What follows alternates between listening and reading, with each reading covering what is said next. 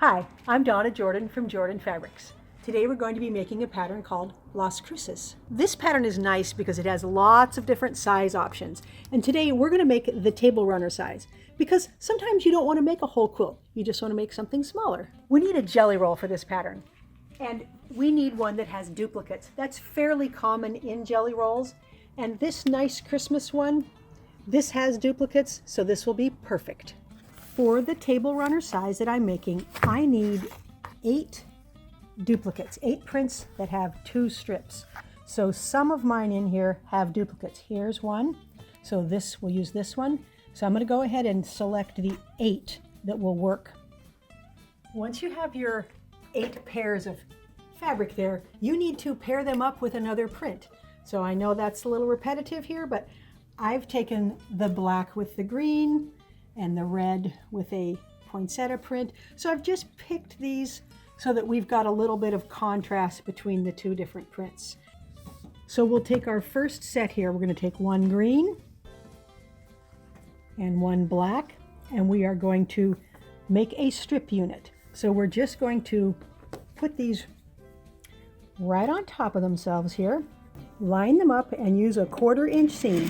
Now, anytime you're sewing these long strips together, you want to make sure that you don't stretch the top or stretch the bottom because your strip unit won't lay quite as flat as it ought to. So just be careful and don't pull, don't stretch.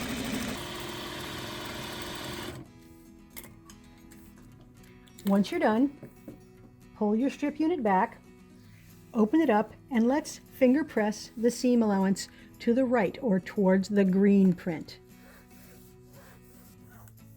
Now we're going to make another strip unit just like this, exactly the same. This strip unit, you want to press the seam allowance the other way. So we're going to press it to the left or towards the black. We'll set these aside and we'll use the same procedure with the rest of our strips. Once you have all your strips sewn together, you want to iron them nice and flat. Now I know we finger press them, but you still want to iron them. So I'm going to flatten this out and make sure that there's not a deep valley in here. Then I'm going to take my iron and I'm going to iron it dry first all the way down there. Then I'm going to line it up with a straight edge or a ruler. And I'm going to make sure it's right along the edge there. Then I'm going to steam press it. This way, you will get absolutely straight pieces. Now we are going to take a tool called the strip tube ruler. You can use any triangle ruler, but the strip tube ruler is a really handy way of getting this cut. So we are going to line up the 6-inch line on our cut edge there, and we're going to cut along both sides of the ruler. Then we're going to turn the ruler around. We're going to put it here and we're going to cut another triangle, and we're going to keep flipping and cutting for the whole strip, and we're going to do the same thing with all the rest of the strips. Once you have all of your triangles cut, stack up like ones together and the like directions of the seam allowances. So this stack, all the seam allowances are going towards the red. This stack, they're all going towards the white. Then take these 2 and match them up with a different color. I'm going to put these with these because we've got a nice blend there. Those look good with those look good with those, that one there, and we'll take one of these groups back to the sewing machine. I have the triangles laid out with the seam allowances facing just the way the pattern told me to do them. So we're going to stitch these into a block. So the easiest way is to flip one of those guys over. We'll set it here and flip one of these guys over and set it here. And we're going to just sew down here, and we're going to leave the thread attached between.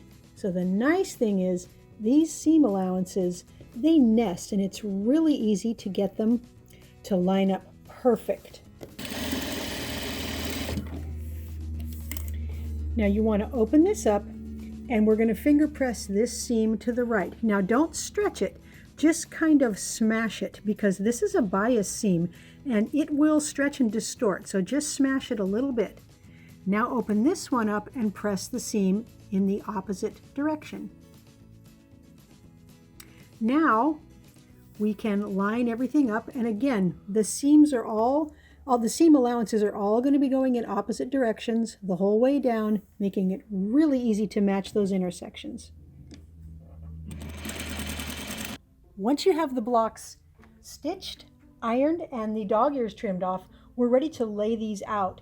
So we're just going to spin them around, and now you can see that nice cross in the middle of the block. If you don't want the red in the middle, you can spin each block around and you can have blue in the middle. So for each set of blocks, you get to decide which way do you want that block to look. So I'm going to lay out all my blocks and decide which layout is best for them. I have all 4 blocks laid out the way I like them here. So all I'm going to do now is stitch each block together, stitch all 4 blocks together, put a couple of borders on, then we'll be ready to move on to the quilting. Now that the borders are on, I've got my whole table runner top sandwiched here. So we've got the top, the batting, and the back, and I pinned all around the edges, and I put some pins in the middle here, and we're going to take this right over to the sewing machine and get started quilting it. The first thing I'm going to do is just baste around the edge here, and that way I can get rid of most of my pins. The next place I'm going to quilt is along this border here. I have choices. I could go in the ditch, but I find that the border lays flatter if I stitch about a little less than 1/8 of an inch away. So I'm just going to put my presser foot right in the ditch, so to speak, and I'm going to stitch right here.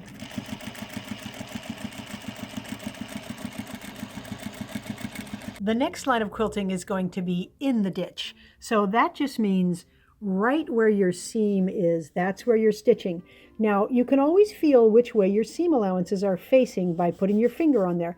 Mine are facing that way. So I'm actually going to be stitching on this fabric, just as close as I can to the red. We also like to call this stitching near the ditch, and that's okay. If you're not all the way in the ditch and you're just near it, that's all right. It's really not going to show much, but we do try to get as close as we can to the actual ditch. All I'm going to do now is quilt it across where these seams are, once down the middle, and then I'm going to go around the block here. And that's all the quilting I'm going to do. Then I can put the binding on and we'll see what it looks like. I've got the table runner done. This was really satisfying to make. It came out nice and flat, and it's a large table runner. We've got about 22 by 64, which is exactly what the pattern called for. You can see the quilting on the back side here. Very simple quilting, and it's enough to hold everything together, and you can wash this a bunch of times and it will come out looking exactly the same. I used the same binding that's on the back and on that little inner border, and I think that frames it very nicely. So again, a great pattern. I'd love to make this in a big quilt too. Thanks for watching our tutorial today on how to make the Las Cruces table runner. Now we're going to have a giveaway. We have 2 quilts. This is called cutting corners. You may have seen us make these on a video. They're really fun to make. We've got the bright one, and then we've got one that's a little bit more pastel. They're about 36 by 48. Really nice picnic size. I would love to have a picnic on these. So it's very easy to enter our giveaways. There's a link below that says giveaway, and you can click that and put in your email address and your name. Good luck. Now, if you don't want to miss any of our newest tutorials, be sure to subscribe to our YouTube channel. Happy quilting!